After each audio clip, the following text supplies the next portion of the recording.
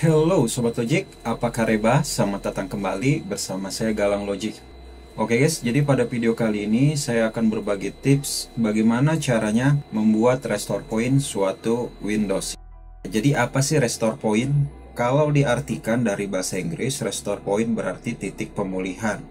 Artinya, ketika laptop ataupun PC kita terjadi sesuatu hal yang tidak diinginkan, misalnya hang, kita bisa mengembalikan ke seperti semula. Terus bagaimana caranya? Caranya cukup mudah. Pertama-tama kita buka menu Start. Kemudian di komputer ataupun My Computer, kita right click. Kemudian kita pilih Properties. Kemudian kita pilih System Protection. Nah, ini adalah tempat kita untuk mengatur restore point. Oke, yang terpenting adalah di bagian local disk C system. Di sini harus on.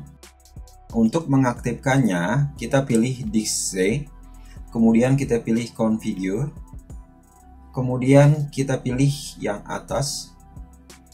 Setelah itu di sini kita atur seberapa maksimal batas dari restore point yang bisa dibuat. Ya, di sini kita setting aja ke 488 GB, 5% guys ya. Kemudian kita pilih apply. Kemudian kita pilih OK. Nah, otomatis di sini akan berubah menjadi on. Setelah itu untuk mulai membuat kita pilih create. Di sini kita kasih nama ataupun judul. Jadi kita tulis saja tanggal sekarang. Di sini bulan 7, tanggal 3 2020. Jadi kita tulis saja 03 07 2020. Kemudian kita pilih create.